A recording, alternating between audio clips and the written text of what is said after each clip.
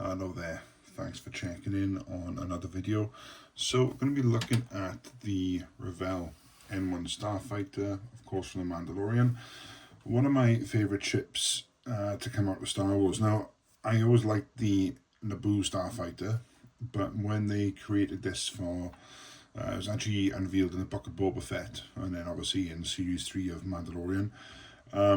Loved it from the word go, and the original designer, I think the guy's name was Doug Chen, came back to consult on work on this as well for the Mandalorian, which was great. Anyway, I digress. So I've already made a start on this kit, and just for awareness and just for sort of answer the question now, you've got the option of either putting the dome on top there or the R5 unit or R4, I forget which one he is. I'm going to go for the astromech, and I'm going to have Mando holding Grogu. Those of you that are familiar with the kit will know that the molds for the Mandalorian himself are a little bit awful, but we'll get to that in a sec. So it wouldn't be one of my projects if I hadn't figured out a way to light this, and that's pretty much why I've started. So it's an absolutely beautiful kit. The detail on it is incredible. The scale is great. I'm really going to enjoy having this built and on display. Now, what I've done is I run magnet wire through the wings. Don't worry, these aren't glued down. I'll show you how I've done it. The issue is, for any of you that have built and lit, I should add, the Enterprise E, will know that you have to very carefully channel the pylon in order to accommodate the wire, and it is exactly the same method that you'd have to use when putting this together.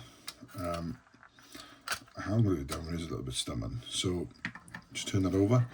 All I've done is I've taken some magnet wire, and for those that are not familiar with magnet wire, it's the same wire that will come on your pre-wired LEDs, and that's why I've got a surplus here. Every time I have a pre-wired fail, I always chop the wires off for exactly this kind of scenario. So I've very carefully channeled it out with a bit in my Dremel.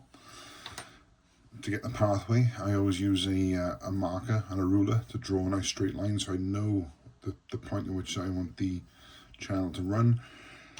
And the main reason I do that is that I know that when I've got my modified parts, that the cable is going to be in an area that I could potentially use to solder multiple points too. So this, I could potentially put a bit of breadboard in there and put all my cables together and use this as my common power in.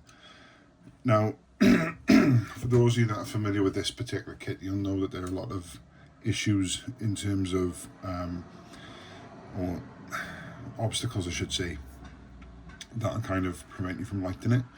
So I've had to make a few modifications. Obviously the channel first off, I've hollowed out the back end there, so I'll be able to run a couple of lights at the front to catch the engine shroud at the front. That'll have a couple of blue lights on the front, which I'll show you at a later date.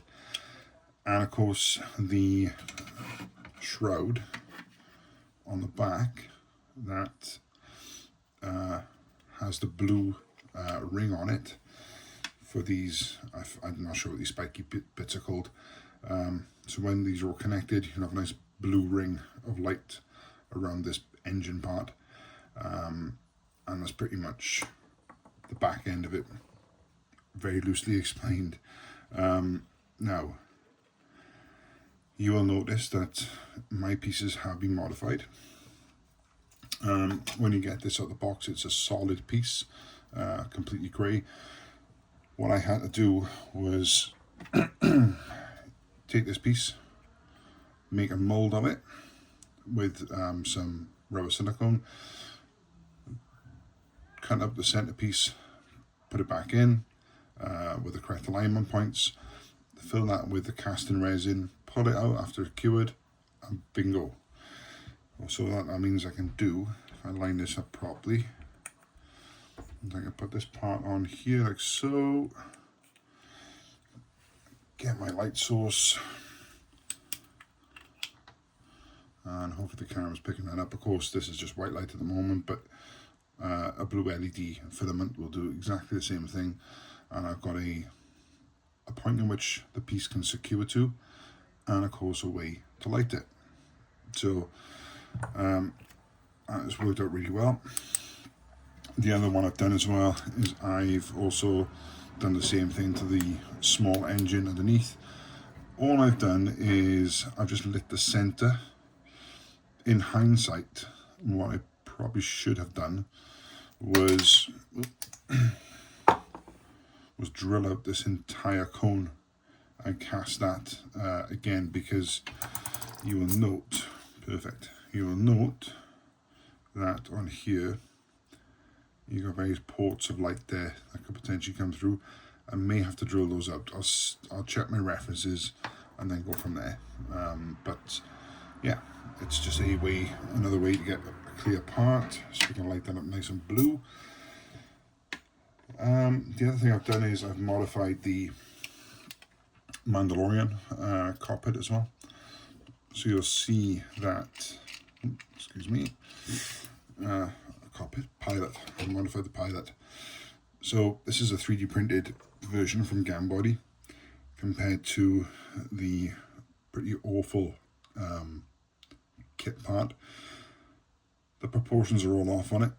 The only issue is the arms are in a slightly better position for flying the ship, so I'm going to have to be creative when it comes to addressing that problem. But again, we'll cross that bridge when we come to it. I've managed to drill out all of the consoles, including the really tricky one at the top there that people always want to do with the red backlight, so I'll be able to do that on mine. It was extremely difficult, I'll be honest, but it personally I think I got lucky, if I'm honest, but I'll take it. So happy days, there's that one modified. The cockpit part itself I've also modified with a couple of extra greebies that are not part of the kit. So for example, this is a 3D printed part, that's a 3D printed part, so is this, and this, as well as this, and this. The sections will look a little bit flat, a little bit bland. I'll be honest, you can't really see them when the top shell is on, but this is more of, I know they're there, and it didn't look right having that empty space, so I wanted just to add a little bit more visual interest and go from there. Speaking of the greebies, that's not part of it. These were a great find on Cult 3D. Very cheap to purchase the files. You may know from previous videos I've had nothing but trouble with my 3D printer. On the off chance, I changed resin, and it seems to be working absolutely fine. So I think my issue has been the type of resin I've been using. I've gone with this Elgu cheaper version from what I was using, and it has produced consistent clean prints time after time. So I think I've got myself a new go-to resin for the printer, and this is why I wanted to get the 3D printer in the first place, was to do exactly this, was to get the greebies to add and sort of elevate the model kits to a different level by adding some extra detail. So finally this thing has actually panned out and have been a worthwhile investment. It's only taken the better part of 3 years, but we finally got there, so happy days.